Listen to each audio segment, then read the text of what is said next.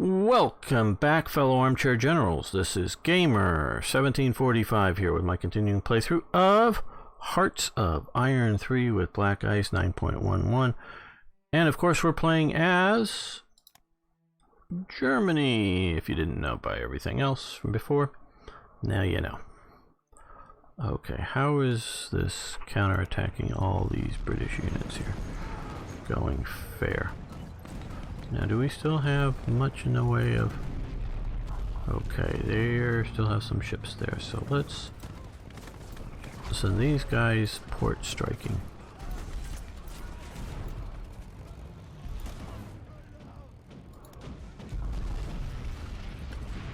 So we are damaging their ports, maybe their anti-aircraft guns, and definitely seen about trying to take out, wow, battleships. I mean, they're all have no organization, probably from the lack of supplies coming in.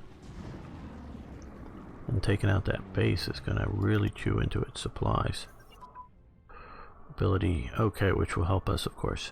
Jet bombers have advanced. Great. The Arado, oh, Blitz bomber, okay. Yeah, let's stop that. Let's come over to... That keeps some jet research going. Okay, battlefield fleet concentration has advanced. Oh, down here. Now, I've determined myself to be a bit of a contrarian. Just maybe for sake of being a contrarian. I think I am. Originally I tried to resist that idea. I'm currently reading a book on sort of the start of the war in the Pacific. 41, 42, and it's dealing with stuff starting actually some of the lives of or careers or whatever of Nimitz and the careers of the Japanese one that gets shot down.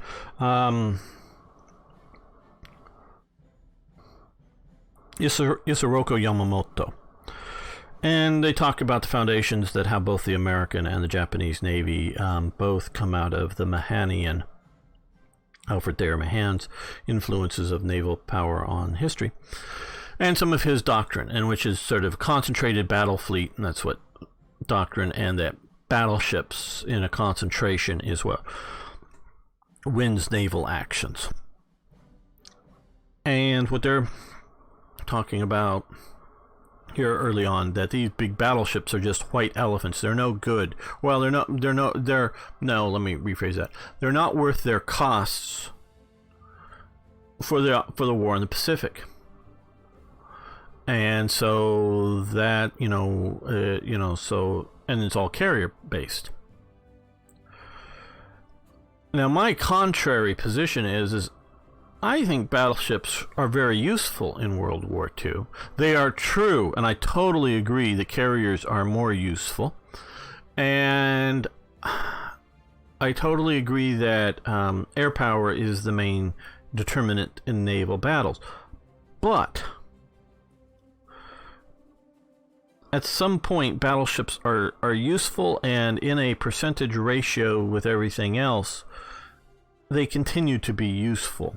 Now, how, and I mean continue to be useful till to this day, and it's a mistake that some of the big naval powers aren't still building battleships. How are they useful? Well, one, they're useful for shore bombardment, and this is one thing, again, I do have a bit of a naval background as opposed to an army background, is the littorals. What is it? 12 miles or whatever that's designed to land that's within some mile designation of the coast, that so many of the world's population lives there, so it's an area that can be affected by naval operations, whether landings or like shore bombardments. And you may go, well, it's a very expensive shore bombardment element, wouldn't it be better to just use aircraft? Well, yes, but there's something different about ships versus Hitler's big rail train guns. Ships can go basically anywhere on the sea, and they don't take a lot of, obviously you have a lot of manning in the ship, but they don't take a lot of long-term preparation from getting ready to fire to firing, and they can actually, because of their ammunition magazine hoist, can have a much greater rate of fire. If you look at some of those big, huge rail guns, they get off like 6 rounds, 8 rounds in a day, and that was sort of max it. Just from handling all of the ammunition and stuff, it takes a lot of time. Where you can do volleys with 16 or 18-inch guns at sea and whatever else. Okay, so you got the shore bombardment, and that's still a critical thing. And after reading the earlier Japanese destroyer captain book, the Japanese Navy, what's the term I'm looking for? Not guarded, but kept from using the battleships in action that they had, and so it wasn't until they basically had lost the war, not the war was over, but until all the carriers are sunk and they're starting to lose so much terrain, did they really put their their battleships into action, and at a point in which, oh, well, yeah, the Allies now have a bunch of air bases, and the Allies have sunk all your carriers, and so they can flood the air with aircraft and then sink your battleships. As opposed to trying to use the battleships aggressively while you still had, as Japan, lots of carriers. While you still had lots of aircraft flying around from your air bases, and so use it in conjunction with the rest of the power. I totally agree that they're no longer the decisive capability, and we can see Prince of Wales and Repulse that are sunk off Malaya Peninsula there because they have no air cover. And the Japanese feared them, but the Japanese were also shocked at you're not flying close air cover, close air protection, cap over it from land base. You're not doing that.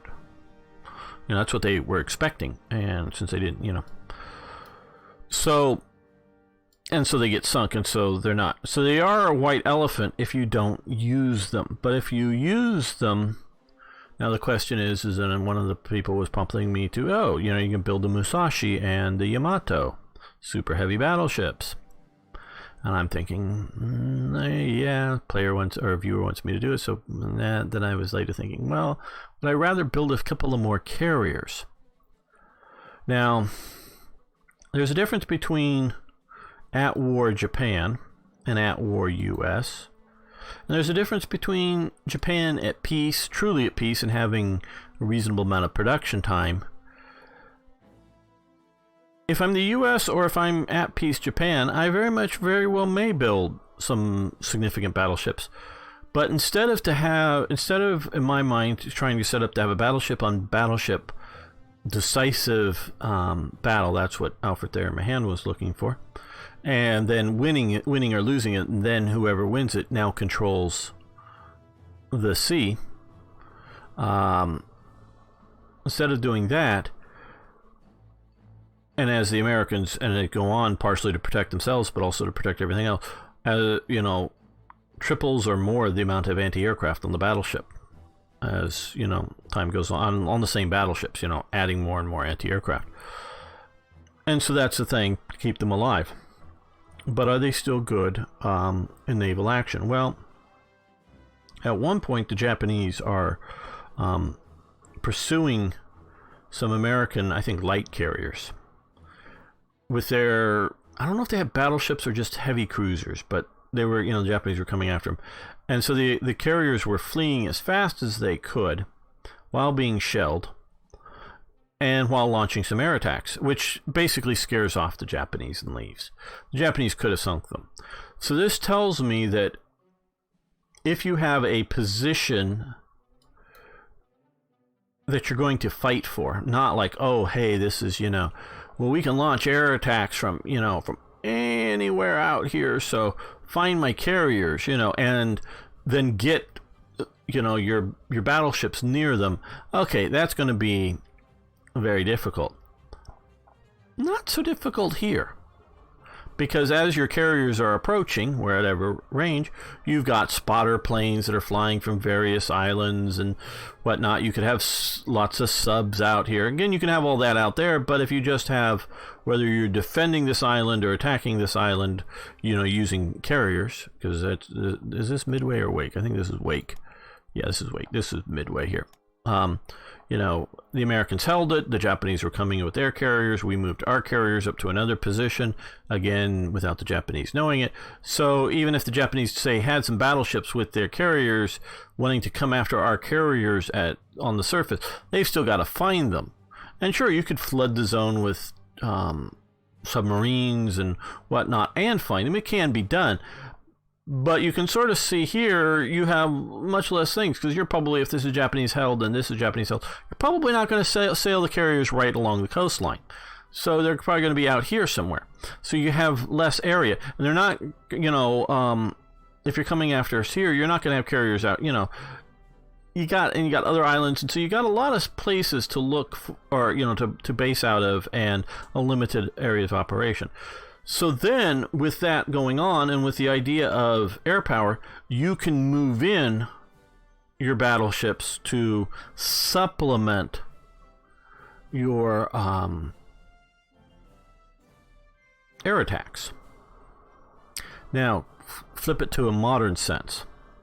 This is why in a modern world, I would say America should have 4 battleships again. Is you build them using modern techniques, modern capabilities, and you put the big heavy 16-inch guns on them. I don't think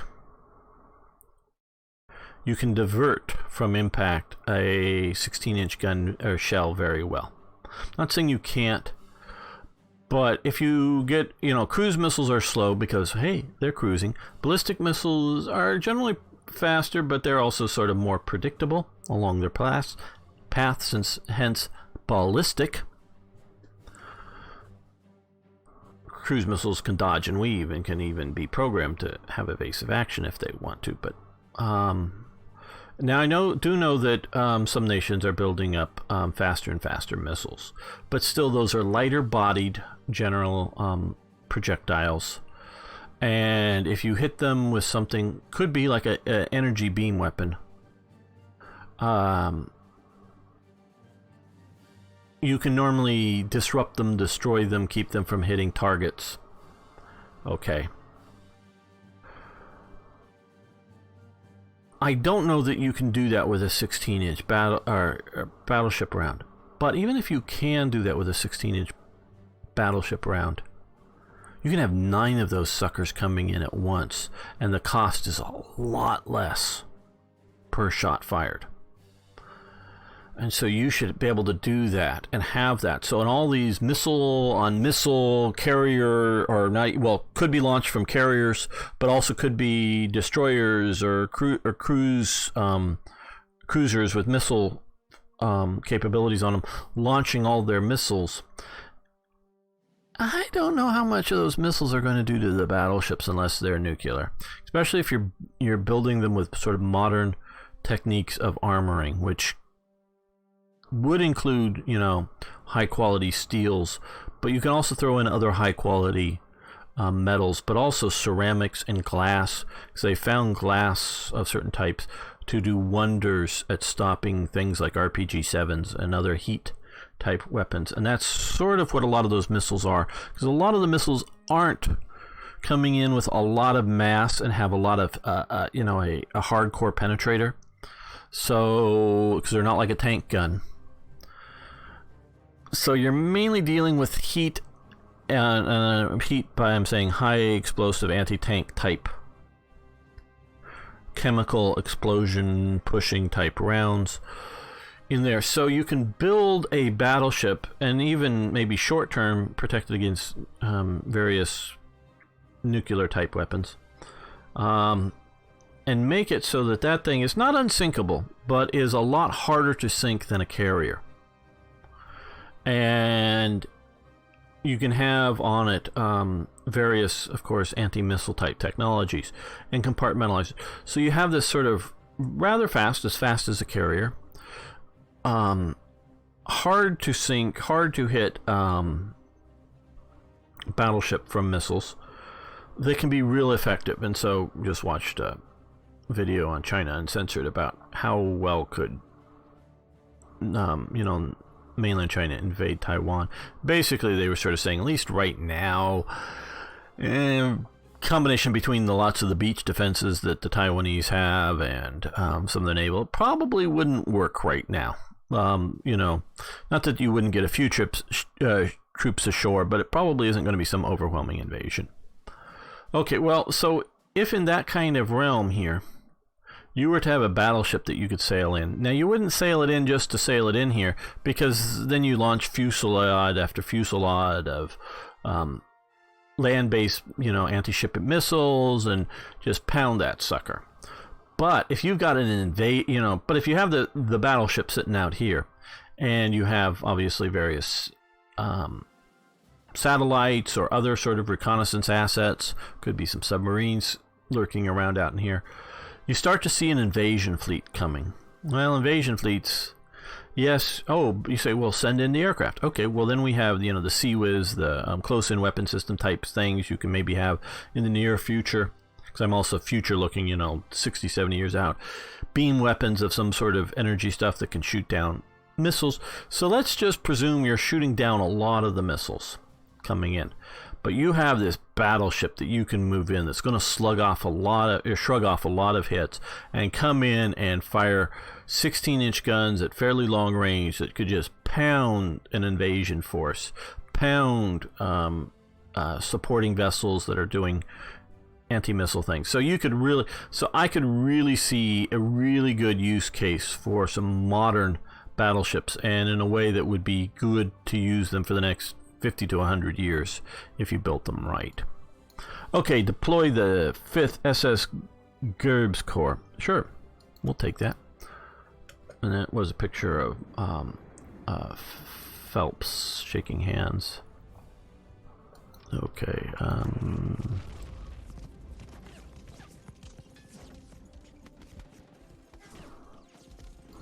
Battle of Lucknow one, okay.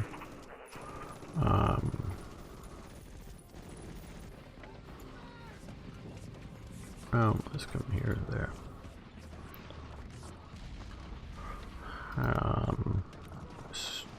Sort of want to make sure that we're getting some of the good industrial centers here, partially just to get them, partially to get them away from Britain's use of them,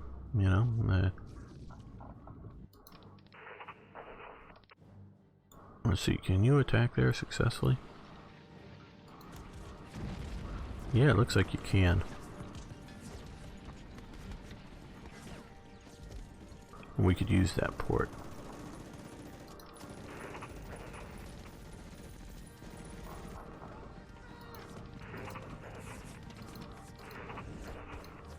Well, let's launch a attack at Tricomalea. Guess that's how you pronounce it. Don't know for sure. Here's Group A F Commando. Sure. Deploy the 5th Gerbs Corps. Sure. Assign the 22nd Gerbs Corps. Alright. Yep. Good.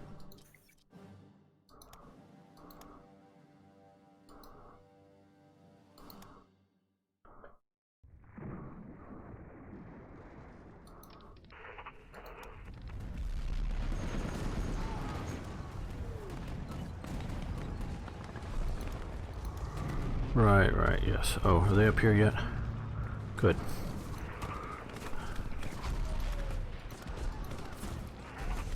We'll get on ship. You get on ship? Yeah, we want some mountain troops. And more mountain troops. I know you're just coming over here, but still, I think that may be faster than trying to drive over there.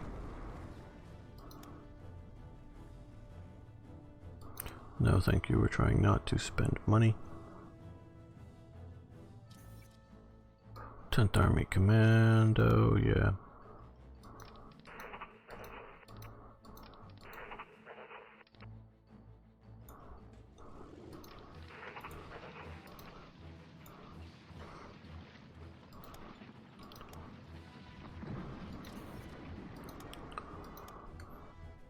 Okay, well.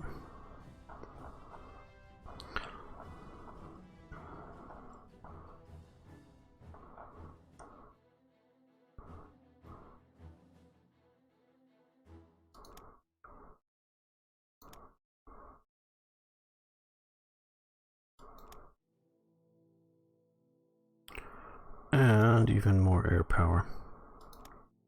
We're going full in on that. Should have some more. Oh, they're here. Good.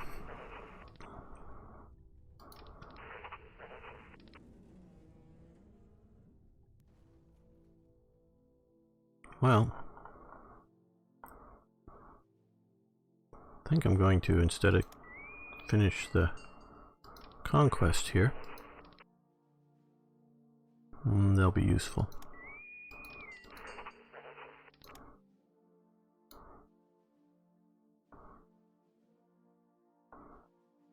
See if we can take Cochin with that force. I know it's unescorted, but we're going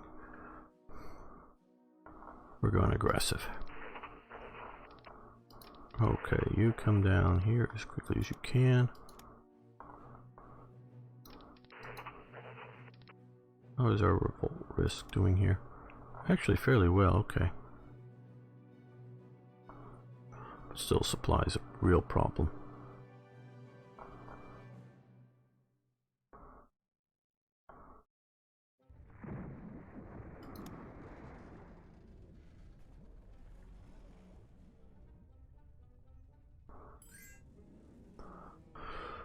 Now, compared to what I'm doing, let's say husband, that's maybe the term. No, husbanding, is that what they were, their battleships, talking about Japan instead of using them. Okay, now we have a lot of forces. Now you guys attack.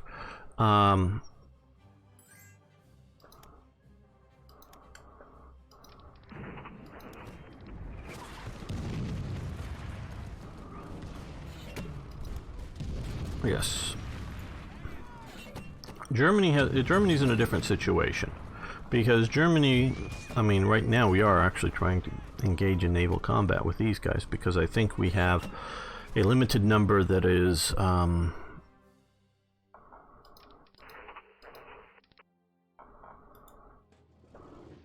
very badly shot up, and we can take them, but we are not a sea-based power. And this is something I've been thinking a lot about, because I'm sort of preparing for my Japanese campaign in Hearts of Iron 4, and I'm thinking currently, though the US is number 2 on the list right now, Japan is the number 1 for the next Hearts of Iron 3 campaign. And I've been wondering, both real world and in game terms, about all of these places. Are these things that are helpful or hurtful? Well, obviously they're here, so they can't be ignored, because if you can ignore them, then you can come in here and have your big airbase on them, and, you know, whether you're doing bombing missions against Japan or just air power covering the area. So you can't ignore them. Oh, see, the Americans have gotten all of this. There's stuff going on out here. We're just not seeing a lot of it. But the question, I guess my thought is, because one of my naval teachers was a PT boat commander in World War II, and yes, he knew Kennedy, higher ranking than Kennedy if I'm not mistaken. And he told some of his war stories, and some of it was about showing up at some of the Japanese occupied islands in PT boats, towing some barges, and basically having mass numbers of Japanese surrender to him, because they had been starved out, literally. They, you know, with the various island hopping campaigns, some of these various island garrisons in here, I think they contacted them via radio and whatnot. But, because, you know, I was talking to him about the Japanese unwillingness to surrender. He goes, oh no, they surrendered in large numbers, and we're not talking in tens or after tens or 20s after big combat, a few sort of shell shock survivors sort of giving up once they've got a bunch of guns pointed at their heads maybe. No, these were basically full garrisons with basically all of the personnel just showing up and meekly getting on board of barges being towed by motor torpedo boats because they had just been starved. And there's a huge difference between saying being cut off in the Philippines, because the Philippines basically I think can support enough of its own food. For an island garrison, sure, you got some fishing and whatnot off some of these places, but you're not really going to get that's for a small group of people that you can maybe get stuff. But for a large garrison, especially on some of these little atolls, I guess maybe I should be clicking out here.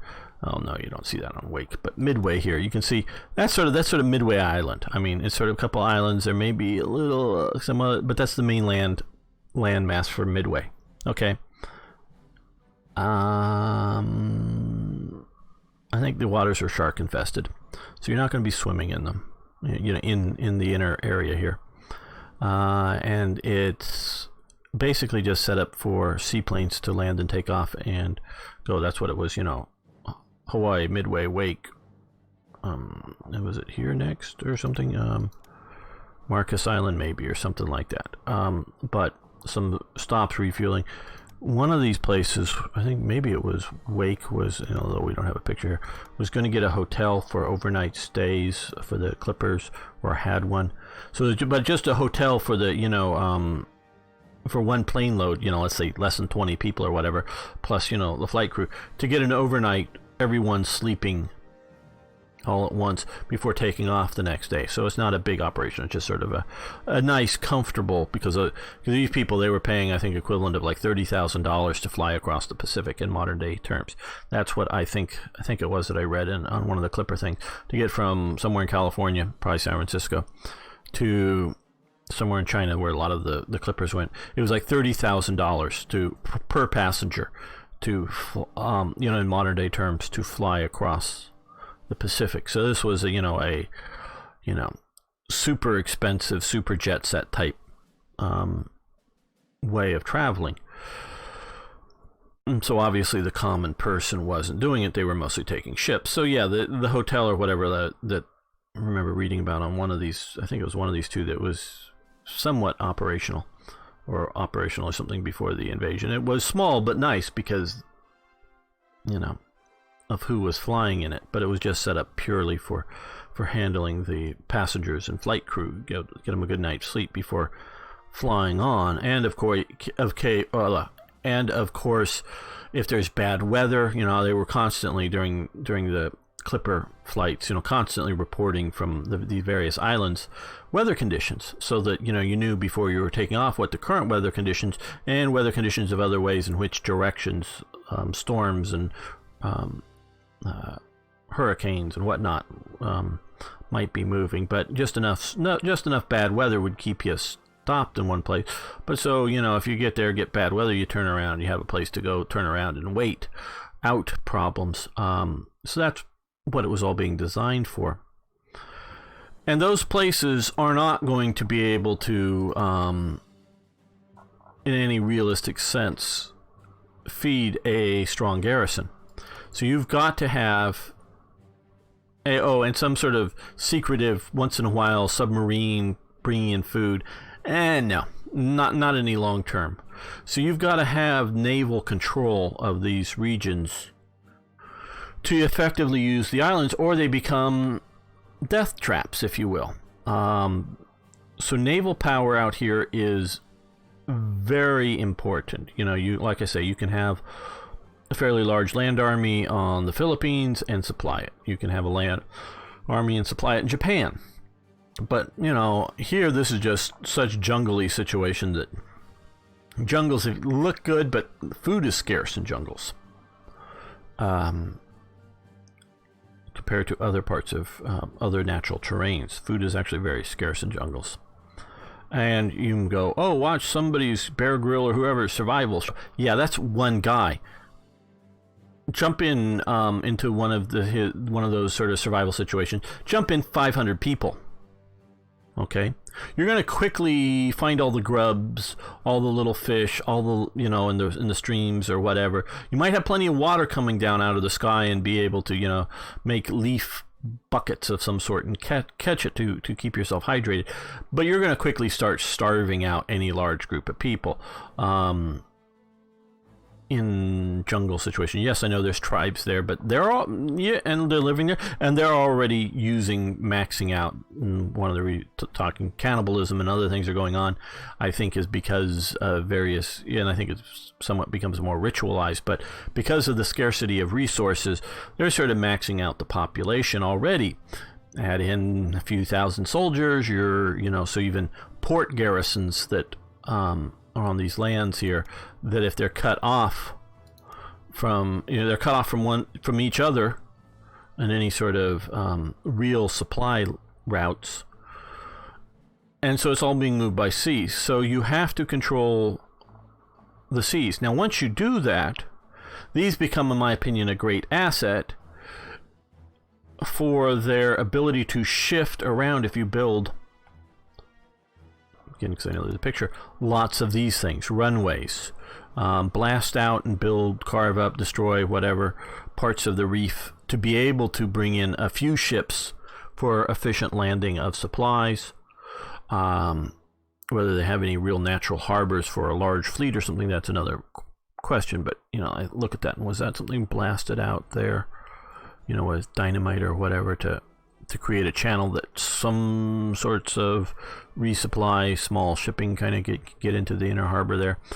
I don't know. But and it's, people talk about protecting the reefs, and I'm all for it, but blasting out a channel isn't going to destroy your reef. May make one little section ugly or something, but it ain't going to destroy the reef. And so it's just fine to carve out and blast a few channels and a few things like that. So, but they allow the ability to, if you have large enough, because much of these are maybe out of scale, but much larger, and if you have a bunch of runways, you can shift air power in a matter of hours or days from various facilities, if you have stockpiles of ammunition and fuel and whatnot, and they can become a real asset for shifting air power and other assets around in the Pacific. So they can be, if you can win the naval battles, they can become excellent things. And then, even though you've won the naval battles, because, and you can talk about the concentration of the fleets, in that you don't want to spread your fleet over everywhere, and have it strong nowhere. You want to keep it sort of together. That you want garrisons with some, concrete bunkers with some reasonably good artillery on them and food storage, so that if there's, a surprise raid attack, whatever, it either has to be very big, and then you can overrun it. If there's a big enough invasion force, you have, say 2,000 men on one of these smaller islands, you've got to send 8,000-9,000 men, plus all the supporting elements, plus all of the, air power and naval gunfire and whatnot, to take them, where if they just had 50 guys there, the ground crew to maintain the aircraft, you could do it with a Marine Corps raiding battalion in and out in a day if you're not well entrenched and well set up. So you want to keep it from, again, that sort of surprise raid from being able to take the island and needing to be a sustained campaign. But then once the enemy gets it, they've got to protect it, or you get to just come back in and take it back over again. And so they would be an asset if things handled right. But from reading, how Japan was it had lost the war, but it still had lots of territory because it had lost the war, because it had lost its carriers. And so it doesn't matter, how big an army is. How big is your army in China? Yeah, well, if the U.S. can, through air power and through naval power, submarines, whatever, sink all of your transports. How long is that Japanese army? Okay, it can get food locally, but it's not. I'll tell you what, it is not producing enough of its own ammunition on any scale. Now, I'm sure there were some factories, but probably not much, because I know there was a little bit of factories around somewhere here, but they did capture Chinese arsenals that were producing ammunition, but I don't know whether the Chinese had already evacuated the equipment or not, or whether the equipment was still in use, useful condition, if it was still there when the Japanese show up. I just don't know. But we know that they weren't producing, enough artillery rounds, enough spare parts. And yeah, you're not going to fly enough aircraft and whatnot if the Americans are really sort of shooting up this place heavily. So eventually the army is going to starve of, military supplies. It may not be of food. It may not be, oh my God, we're all skin and bones. No, but it'll be sort of like, hey, we, no longer have ammunition. So Japan, like Britain, again, Britain theoretically can almost supply its own food needs, though not really at this time, and that's sort of an issue. But if you cut it off from trade, it's not going to be able to supply all of its ammunition needs because it doesn't have all the raw materials to make ammunition. So you need to win the naval battle. Germany, on the other hand, doesn't need to win the naval battle because it is, a continental power. It's sitting on the continent. It can also, because of air power, also exists.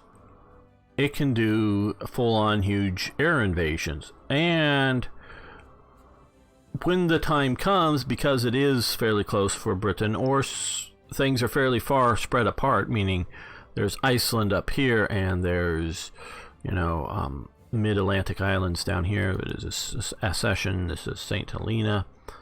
Because there are these things, you can sort of come in and do a quick naval invasion, get this, and then do a naval invasion.